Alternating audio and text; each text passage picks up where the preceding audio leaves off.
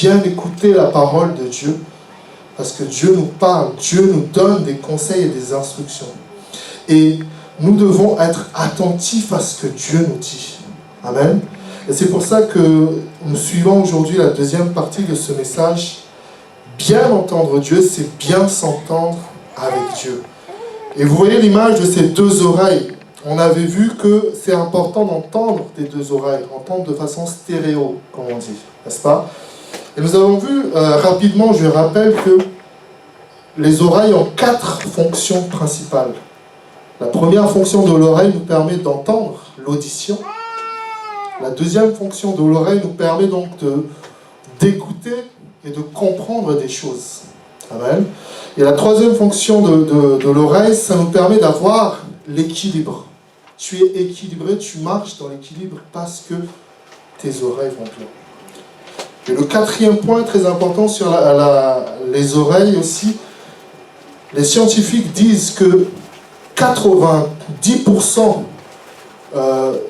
du rechargement des cellules de notre cerveau se font par les oreilles. Ton cerveau fonctionne bien parce que tu entends bien. C'est à travers les sons que tu entends que ton cerveau va se renouveler. Amen.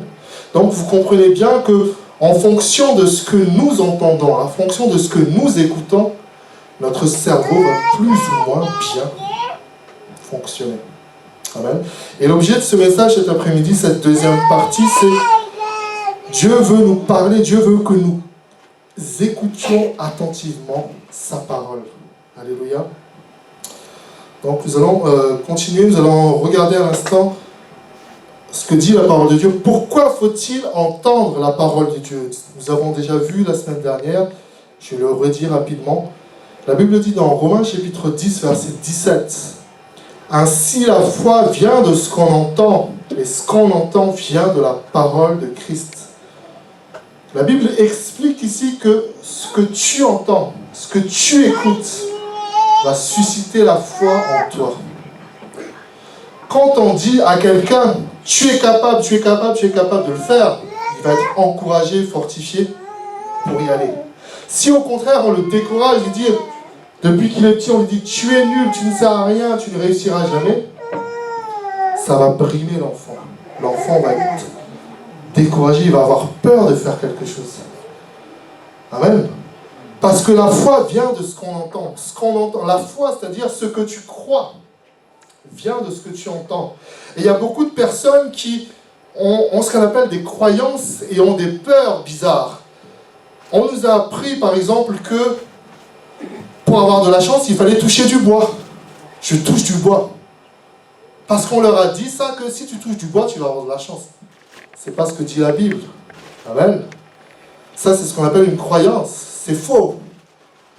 Pour être béni, il faut venir à Jésus. Il faut prier. C'est pas en touchant le bois. Amen. Nous avons vu, nous croyons aussi, nous avons entendu. Il paraît que il ne faut pas marcher sous un parapluie. Ça porte malheur. Alors, on ne marche pas sous les parapluies. Il ne faut pas ouvrir un parapluie dans la chambre, je crois. Il y a plein de croyances comme ça. Parce que la foi vient de ce qu'on entend. Et donc nous devons faire attention à ce que nous écoutons, ce que nous entendons. Vous savez, le diable sait que la foi vient de ce qu'on entend, donc il va utiliser ça pour te décourager aussi. Et non seulement pour te décourager, mais aussi parfois pour te tenter et pour te faire faire n'importe quoi. Je vais vous expliquer un secret que la plupart d'entre vous connaissent sûrement. Quand vous regardez la télé, vous regardez un film, une émission, votre volume ne change pas. Hein? Mais dès que c'est la pub, la télé devient très forte. Parce qu'ils font exprès de mettre la publicité plus forte pour que tu écoutes bien et que tu entends bien. Parce que des fois, pendant la pub, on est « Bon, allez, je vais aux toilettes un instant, bien, je vais aller faire la cuisine. » Mais même si tu vas dans la cuisine, tu entends la pub quand même parce que le volume est beaucoup plus fort. Vous voyez, c'est une technique de vente, technique commerciale. Et donc, de la même façon, il faut que nous apprenions à écouter la voix de la parole de Dieu.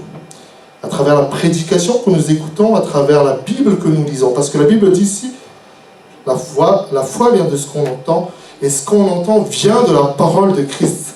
Ici, la Bible précise qu'il faut que ça vienne de la parole de Christ. Nous avons vu tout à l'heure qu'il ne fallait pas, ne fréquente pas n'importe qui pour ne pas faire n'importe quoi. Il y a des personnes qui disent, ben non, c'est pas mauvais de voler, c'est pas mauvais de voler. Vous avez peut-être vu des films comme ça où on initie quelqu'un à la drogue, on initie quelqu'un au vol, à la mafia, et on dit, mais c'est pas grave, ça fait du bien, tu verras. J'avais suivi un film qui m'a intéressé il y a quelque temps, une personne qui découvrait la drogue. Et la première fois qu'il découvrait la drogue, c'était bon, c'était fort, il se sentait tout puissant. Mais au fur et à mesure, il ne pouvait plus se passer de prendre de la drogue. Et ça le détruit, ça le détruit, ça le détruit. Il y a beaucoup de péchés comme ça qui démarrent par un petit bonheur. Mais ça finit par un grand malheur. Le péché démarre par un petit bonheur et finit par un grand malheur. Retenez ça, le péché commence par un petit bonheur et finit par un grand malheur. Parce que le diable veut nous faire croire que ce qu'il nous donne est bon. Mais c'est faux. Le diable est un menteur. Ok ? Donc, faisons attention à ce que nous écoutons. Nous allons continuer les versets de base aujourd'hui encore. La Bible dit dans Matthieu chapitre 11, verset 15, Jésus dit que celui qui a des oreilles pour entendre, entende. Cet après-midi, vous avez une décision à prendre. C'est de m'écouter, c'est d'écouter la parole de Dieu. Vous pouvez décider de dire, j'écoute la parole de Dieu, j'écoute la personne prêcher, mais en même temps, j'oublie pas que ce soir, j'ai un match à voir, j'ai un film à regarder, j'ai mon repas à préparer pour demain matin. Vous pouvez penser à beaucoup de choses. Mais la Bible dit ici que celui qui a des oreilles pour entendre, entendre. Ça veut dire, quand Dieu te parle, écoute, c'est pour ton bien. Tu auras toujours le temps de préparer ce que tu as à faire demain. Tu auras toujours le temps de faire ceci ou cela. Mais écoute d'abord la voix de Dieu. Et Jésus continue dans Luc chapitre 8, verset 18. Prenez donc garde à la manière dont vous écoutez. Car on donnera à celui qui a, mais à celui qui n'a pas, on notera même ce qu'il croit avoir. Nous allons ouvrir nos Bibles rapidement dans Luc chapitre 8, versets 4 à 18. Les versets vont s'afficher pour ceux qui n'ont pas pu avoir la Bible. Luc chapitre 8.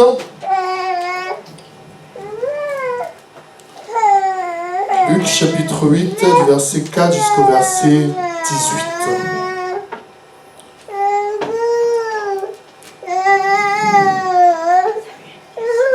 Je dis au nom du Seigneur.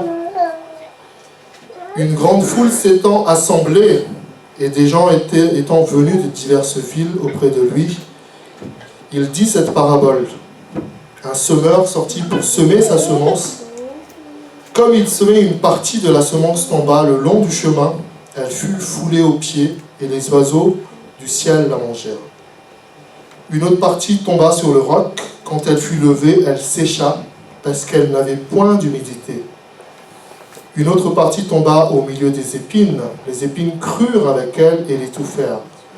Une autre partie tomba dans la bonne terre. Quand elle fut levée, elle donna du fruit au centuple. Après avoir ainsi parlé, Jésus dit à haute voix, que celui qui a des oreilles pour entendre, entende. Ses disciples lui demandèrent ce que signifiait cette parabole.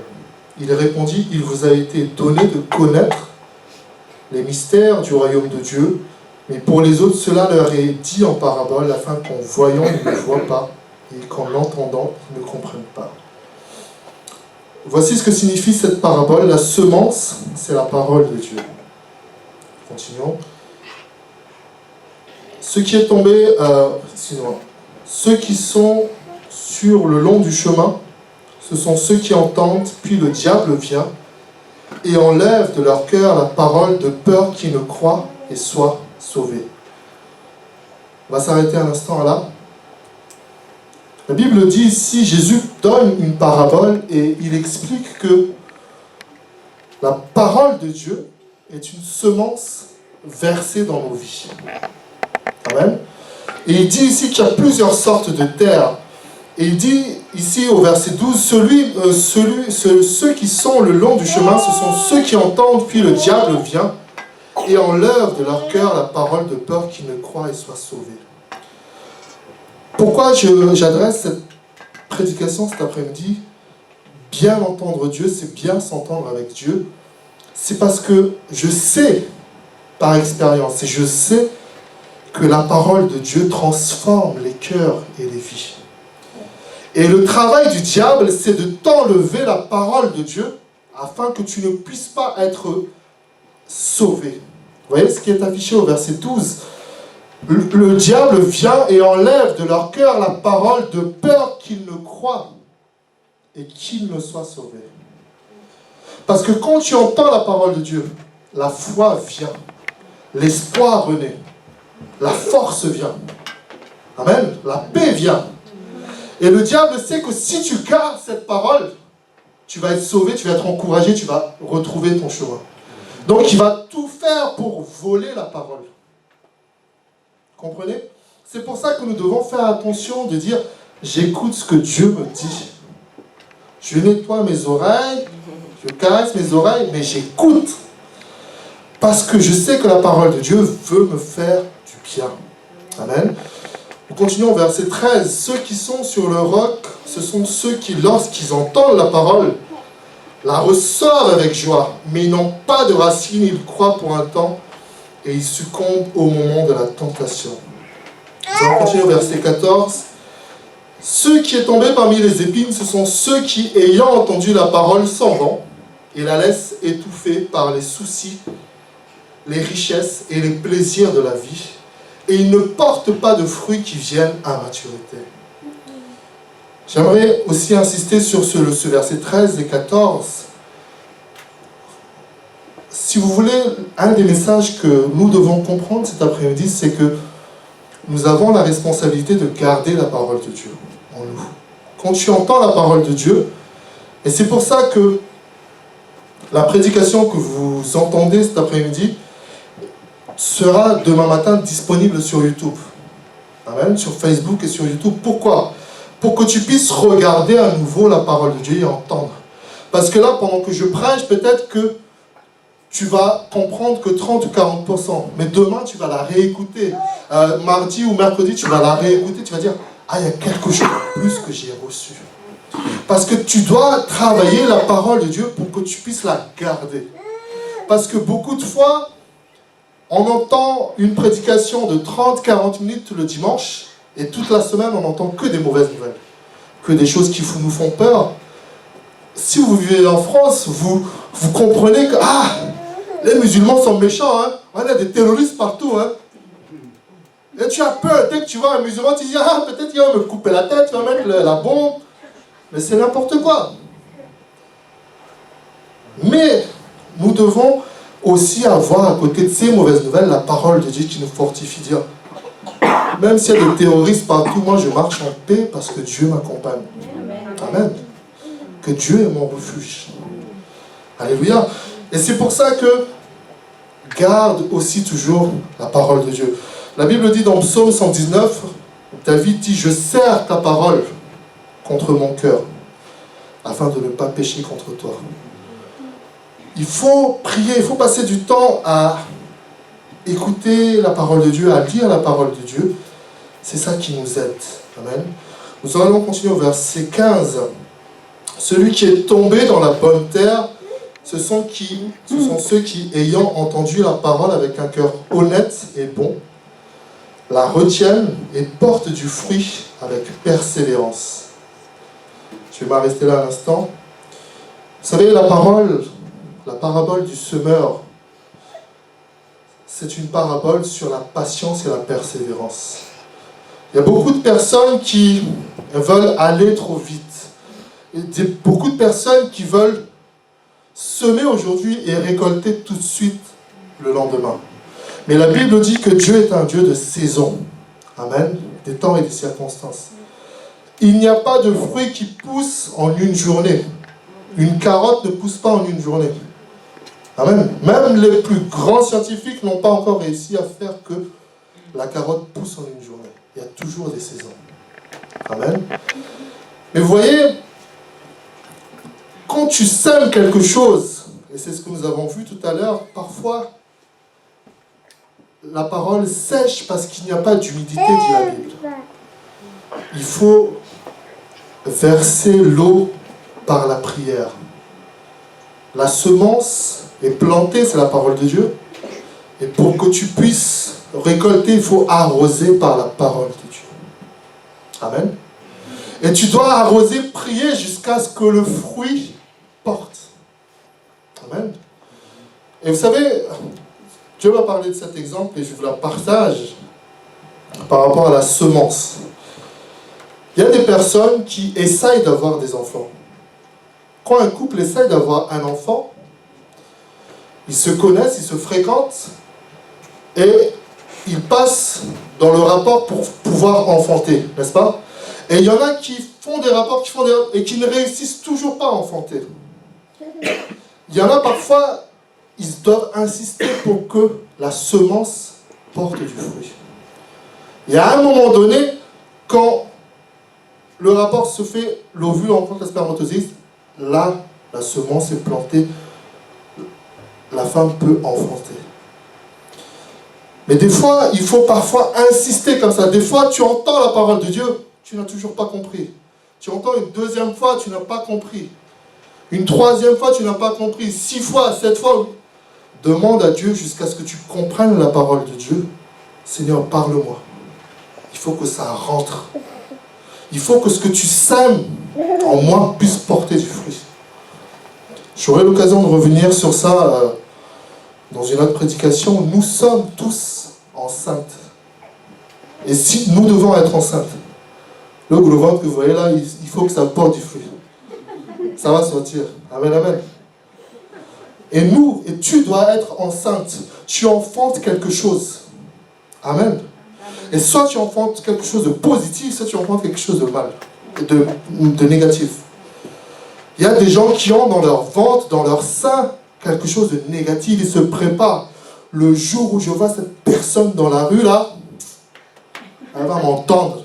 Tu es enceinte de quelque chose de négatif. Mais tu peux être aussi enceinte de quelque chose de positif, dire, le jour où j'aurai ça, le Seigneur me donne ce travail, le Seigneur me donne ça, je vais bénir telle personne, je vais bénir avec ceci et cela. Juste une parenthèse. Nous allons continuer, versets 16 et 17.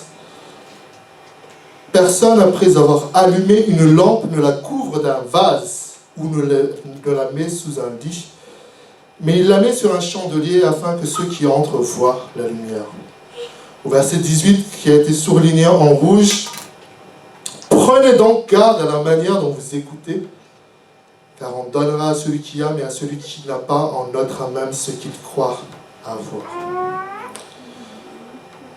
Nous allons continuer, et avant de terminer, j'aimerais terminer sur ce sujet.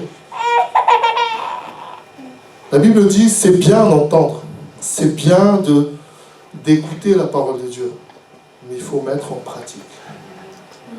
Amen. Vous voyez ce qui est écrit? Croyant et pratiquant ou pratiquement croyant? Croyant et pratiquant ou pratiquement croyant? Il y a des personnes que nous rencontrons, peut-être que tu connais, de ta famille, de tes amis, peut-être toi-même tu es comme ça, tu dis, moi je suis croyant mais pas vraiment pratiquant. Ça veut dire pour la personne, ils croient en Dieu, mais ils vont rarement à l'église, ils ne pratiquent pas leur foi, mais ils croient que Dieu existe. Mais Dieu veut que tu pratiques ta foi, parce que Dieu est pratique. Amen. Si tu crois et que tu ne pratiques pas, ça n'a pas de sens. Et je dis ici, Dieu n'est pas théorie ni théologie, Dieu est pratique. Il y a beaucoup trop de personnes qui font de la théologie. Ouais, je sais que Dieu guérit, je sais que Dieu fait des miracles, mais c'est pour les autres, c'est pas pour moi. Ça, c'est de la théologie. Tu connais, mais tu ne pratiques pas. Mais Dieu attend de nous que tu entends la parole de Dieu, tu la mettes en pratique. Amen.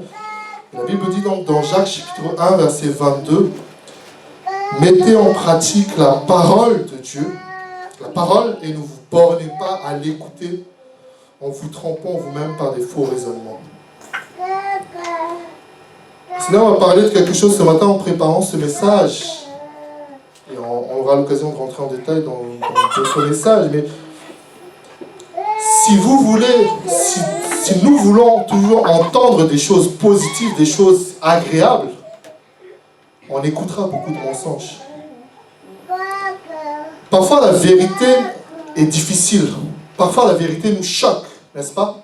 Mais elle est nécessaire pour nous.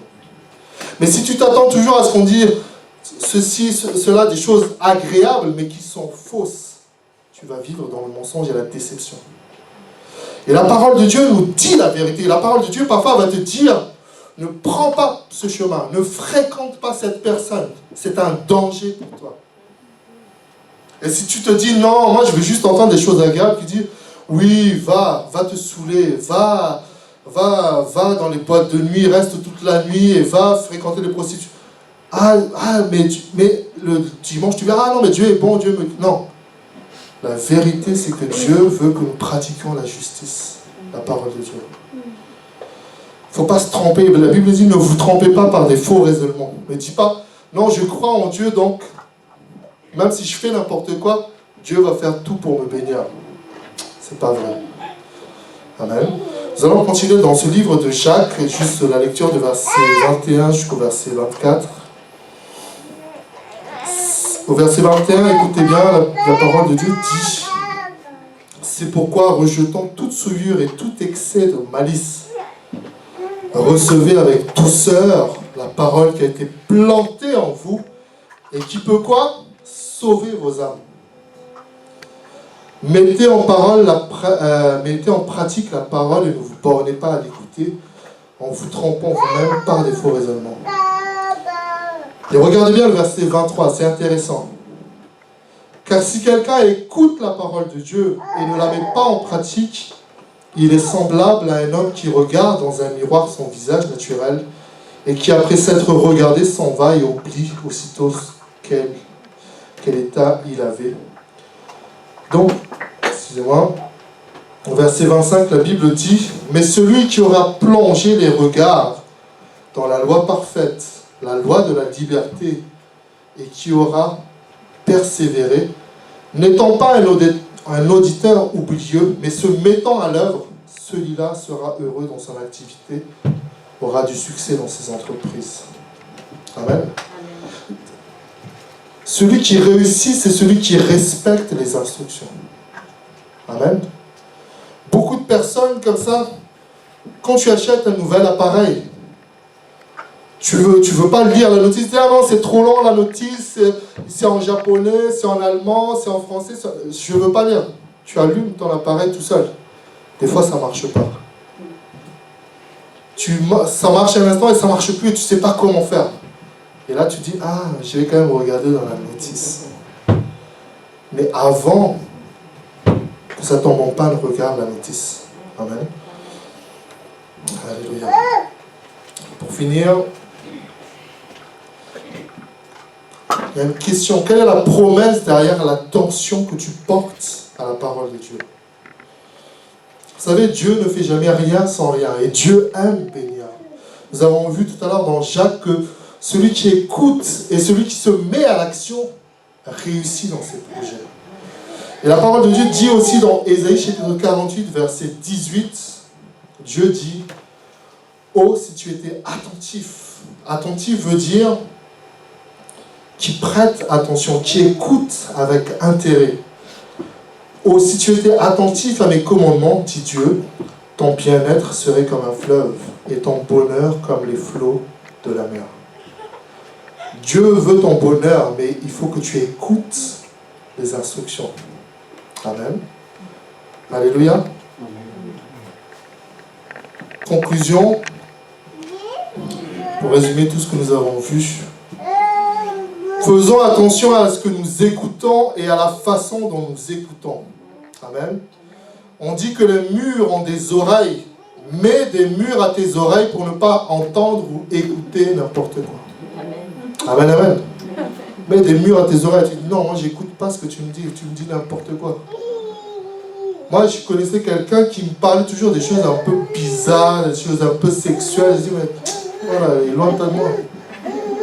Je connaissais quelqu'un qui me dit toujours allez viens, on va boire un coup, on va boire un coup, on va boire un coup. On boit mais le porte-monnaie se vide. Tu mets des oreilles. Des murs à tes oreilles. Amen. Quand tu entends quelqu'un qui te parle mal, tu mets des murs, tu dis non, moi je vais entendre la parole de Dieu. Alléluia, nous allons continuer. C'est quelque chose que j'ai mis sur Facebook. Le cœur, c'est la vie. Laisse la vie de Dieu couler en ton cœur afin que tu sois heureux. À force d'entendre, de dire des choses négatives, tu t'abats en étant pessimiste. Écoute, lis, reçois les bonnes nouvelles de Dieu et tu seras positif. Ton cœur est une merveille, alors veille sur ton cœur.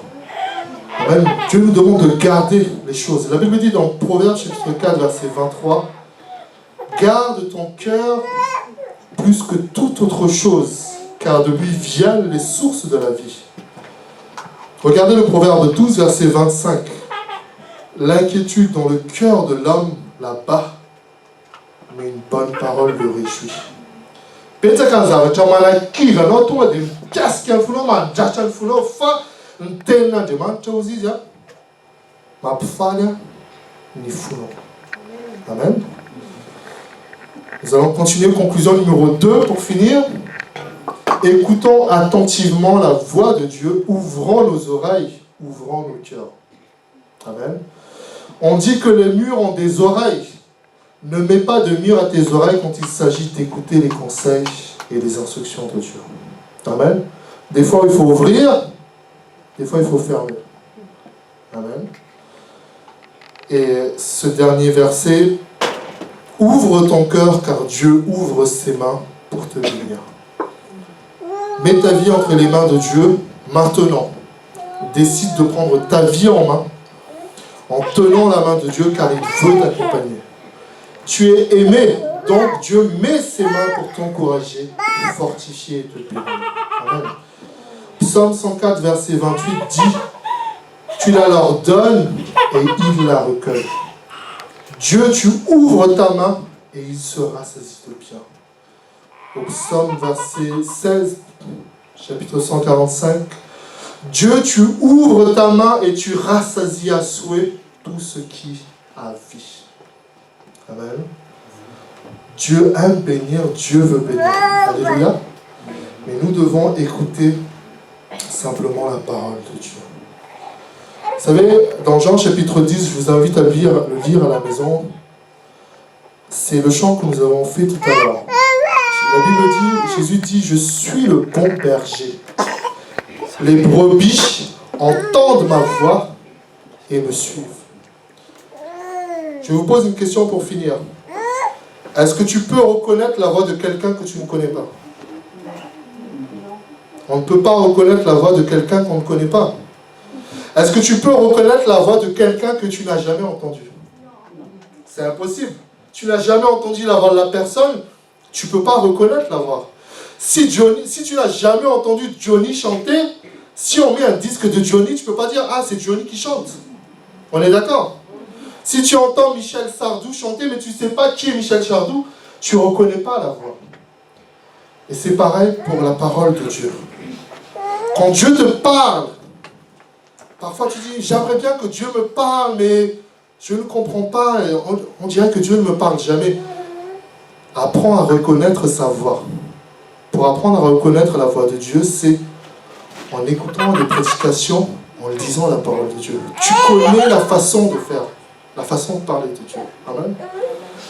Pour ceux qui me suivent sur Facebook, les gens savent que j'utilise beaucoup de jeux de mots. Donc, si on ne le dit pas à la personne, il lit un statut, ils peuvent dire, ce statut, c'est Taïm qui l'a écrit.